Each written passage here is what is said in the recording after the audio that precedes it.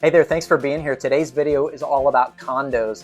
If you caught my latest monthly market report video for the city of Cape Coral, I talked a lot about condos. Condos are just really taking a beating in today's buyer's market. And if you're a condo seller, you're not really feeling good about this market. But if you're a buyer out there, maybe you're an investor, or maybe you're looking for a seasonal residence or even a full-time permanent residence, condos might be a pretty good option for you. You can get a pretty good deal on a condo these days. And actually prices are down across the board about 15% from where they were this time last year. So some good deals to be had on condos out there. And so in today's video, I'm going to give you 3 important things that you need to look out for when you're buying a condo here in Southwest Florida. These are 3 things that I pay close attention to when I'm helping folks buy a condo here anywhere in Southwest Florida. And really this applies to anywhere in Florida in general.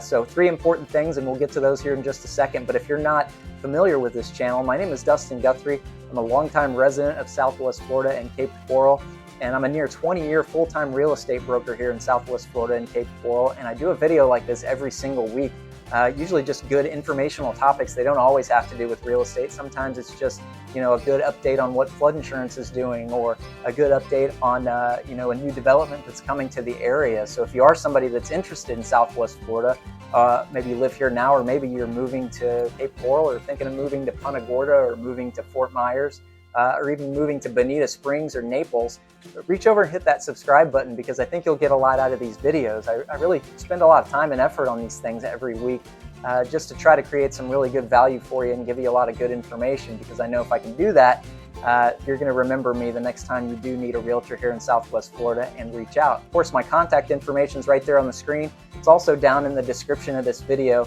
and you can call, text, or email me anytime. There's even a link down there if you want to schedule a Zoom meeting in the future, if you'd like to have a face-to-face meeting and maybe you're not in town at the moment. So definitely make use of that. I would love to hear from you. I'd love to hear about your real estate goals and tell you how I can help you. But with that being said, let's get to these 3 very important things to think about when you're purchasing a condo here in Southwest Florida. All right, so you found the perfect condo. You found a great price on a great condo here in Southwest Florida. What's the first thing you need to pay attention to? You need to check out the monthly or quarterly, sometimes, condo association dues that you're going to be charged as a condo owner. Usually it's, like I said, either monthly or quarterly. They're going to charge you a certain amount. Sometimes there's more than one association. Sometimes you can have a master association fee that's monthly or quarterly, and on top of that you've got the individual subdivision condo association fee. And those things usually just cover, of course, maintenance on the grounds, amenities like maybe there's a community pool or tennis courts, things like that, community private roads if they've got them there. Certainly gates are one of those things. But it also usually covers, as far as condos go, it usually covers some of your structural insurance. So usually they're going to cover things like the roof if it needs to be replaced. They're going to basically, if the building gets knocked down, they're going to bring you back to bare walls and bare floors. That's usually the association insurance policy. That's what that covers. And usually you have a supplemental policy to take care of all of the things inside that you own, your personal items and your fixtures and things like that. Sometimes it can even include things like water and sewer, or even basic cable and internet. So really pay attention to what those fees are and what they cover. Even if they look a little bit expensive, sometimes these fees can get up $600–700 a month or even more. But if they cover a lot, it kind of makes sense versus, if it's a lower fee and then you just have to go out there and get your own insurance and get your own, $130 a month water and sewer bill. Get your own internet and basic cable television, pest control, things like that. So you need to pay attention to what those fees cover and what they are, and make sure that it looks like, number 1, you can pay that on a monthly or quarterly basis and you can afford it. And number 2, that you're getting a pretty decent deal for the amount that you're being charged. So definitely pay attention to the fees, number 1.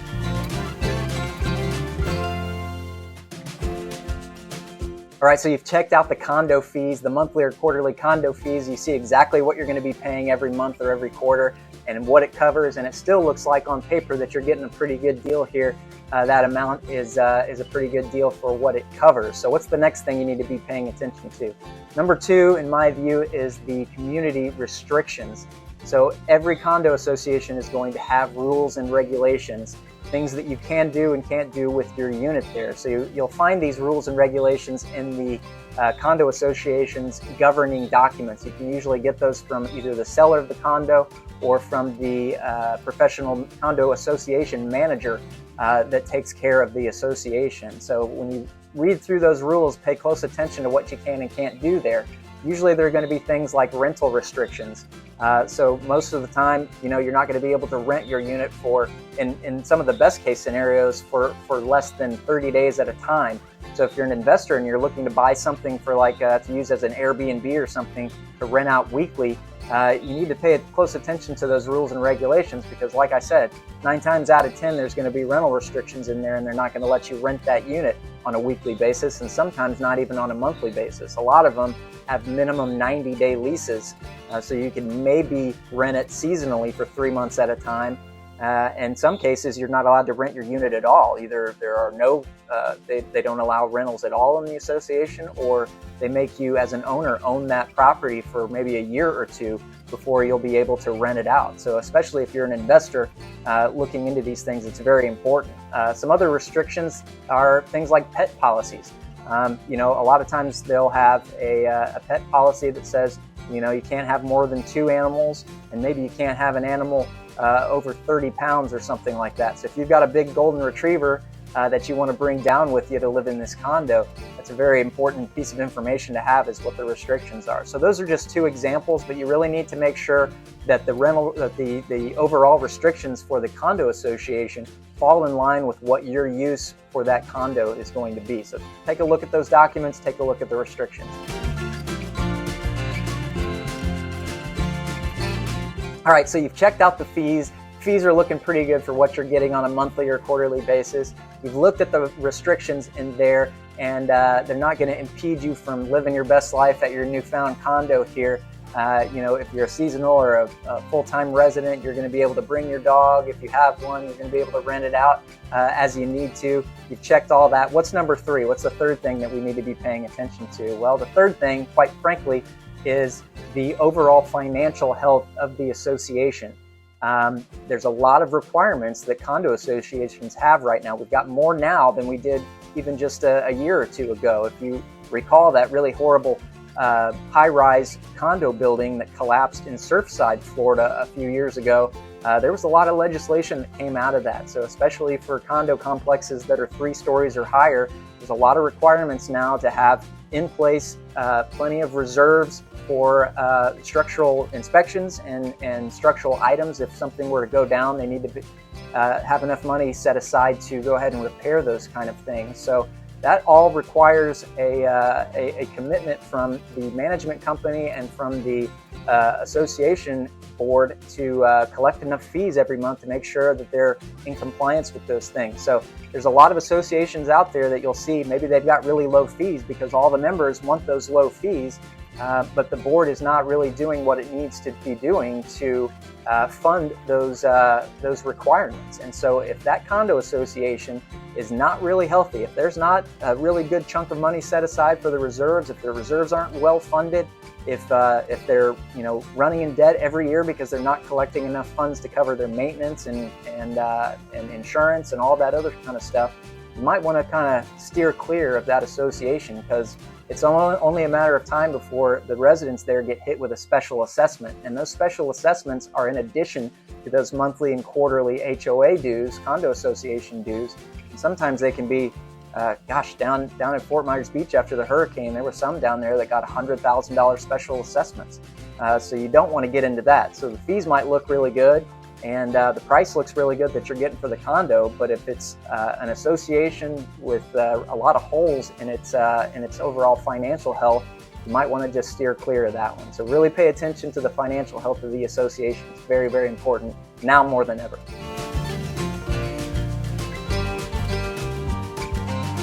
Okay, so those are the 3 things that I wanted to cover in this video that are important in terms of your due diligence when you're buying a condo here in Southwest Florida, really anywhere in the United States for that matter. I think these are kind of universal and important things to cover when buying a condo. So if you are looking for a condo, get a hold of me. We'll do all this, and we'll do a lot more in terms of your due diligence to make sure you're getting a good deal and you're not getting into something that you're going to regret here in a year or 2.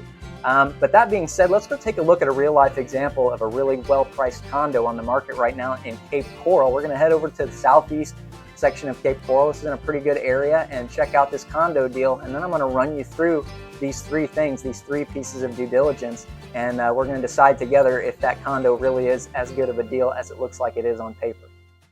Okay, we're over here in the southeast section of Cape Coral in a great central location, and this is a smaller condo here in a smaller condo association. There are only 8 units in this complex here, so there aren't a ton of amenities, but it does have a really nice courtyard with a good-sized heated pool that's just steps from the front door.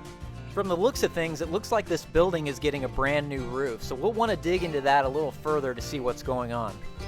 The unit itself looks to be in pretty good shape. It's a 2-bedroom with 2 full baths, and there's really nothing that needs to be done in here. It's pretty much move-in ready.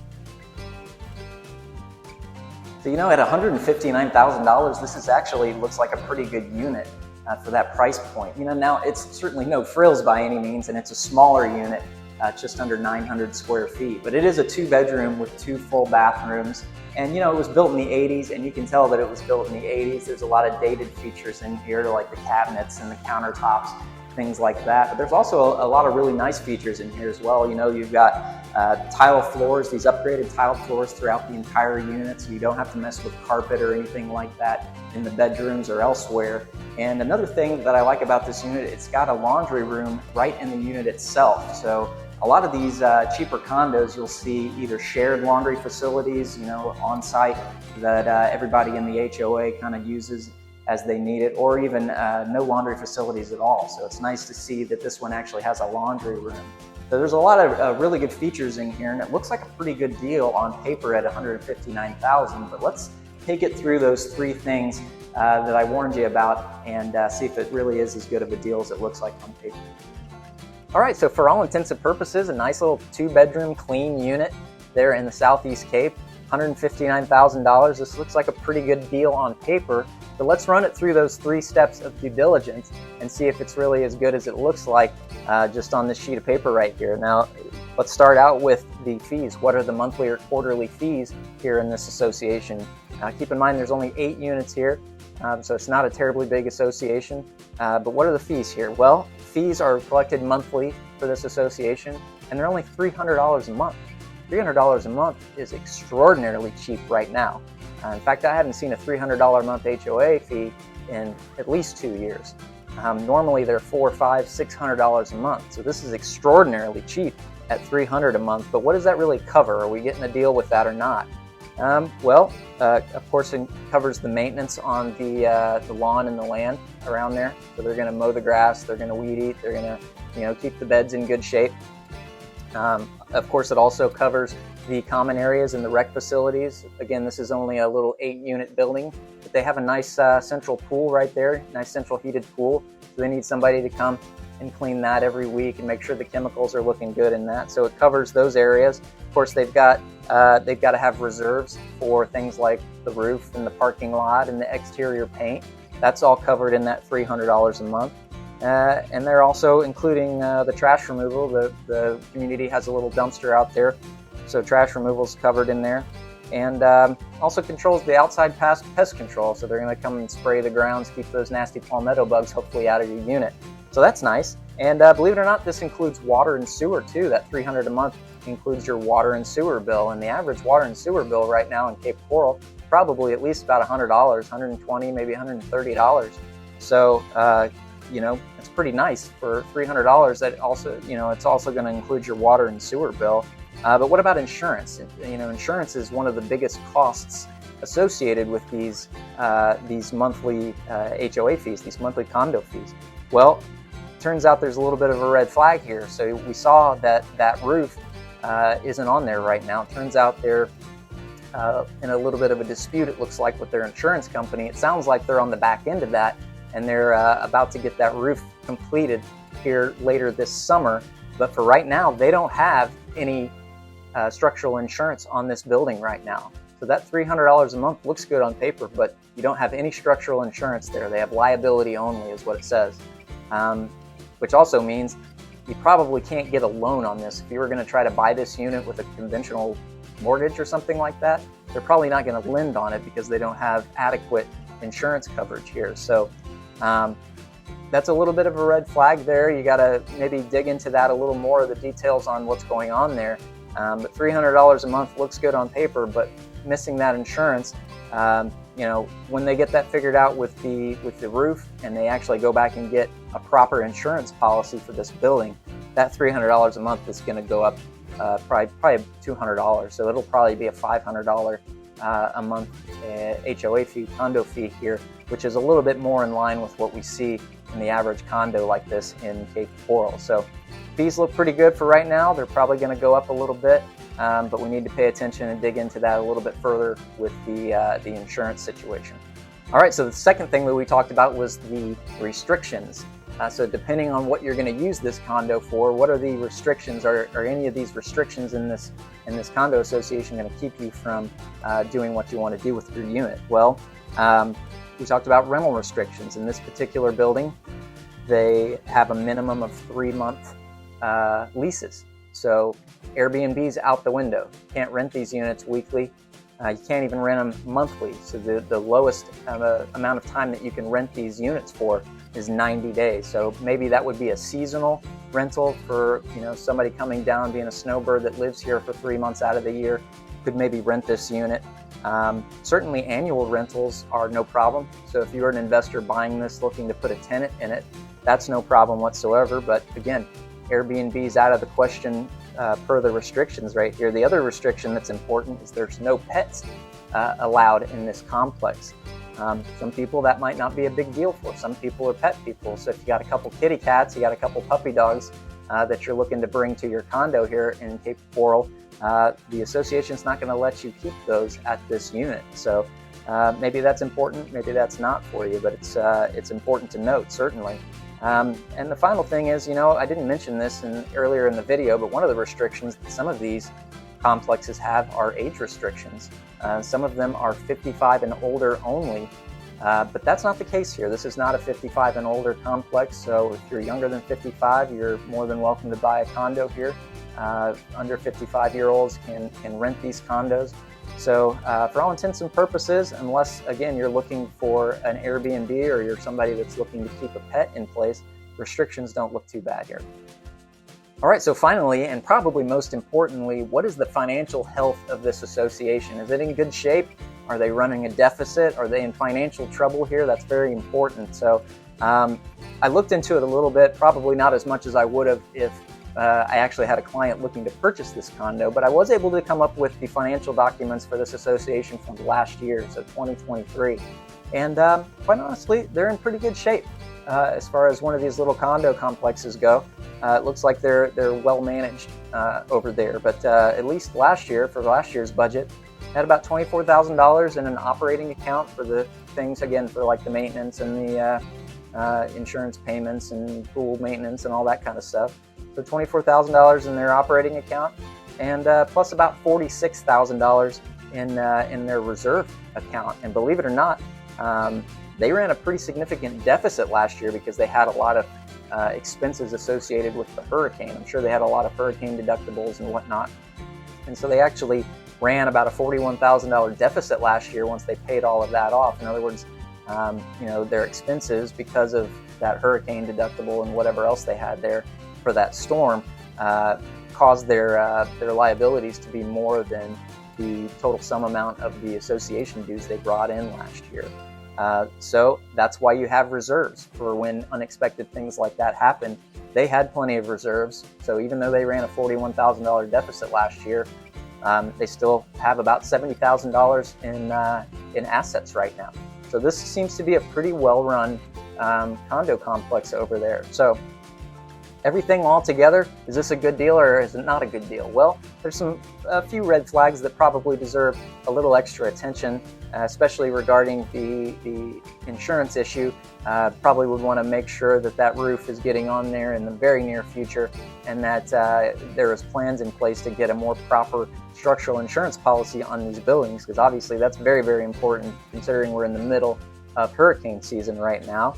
But restrictions are not terrible, unless again you're somebody that absolutely needs a pet, or you're looking for something that you can put a weekly renter in. So restrictions aren't bad.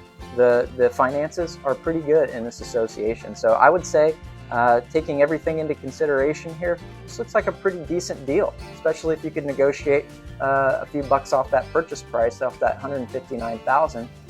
Whether you're an investor or you're somebody that's looking to live in this as a seasonal or primary resident, probably worth looking into a little bit further. So on paper, looks like a pretty decent deal, and it kind of passes most of the smell tests with these three things that we talked about. So this is kind of just an example of how we do this. I'm super glad that you spent the time to watch this video. Thank you so much. I hope you got something out of it. If you did, please reach over and hit the like button, and make sure you're subscribed to this channel. Like I said, I do a video like this every week, not always about real estate. Sometimes it's just good informational topics. So I would love to have you around for the future. And again, if you're in the market for buying or selling a property here in Southwest Florida, give me a call. My contact information is right on the screen. It's also down in the description of this video. I would love to hear from you, and I hope I do get to chat with you and tell you a little bit about how I can help you meet your real estate goals here in Southwest Florida. Thank you again for being here. I look forward to seeing you on the next video here in just a few days.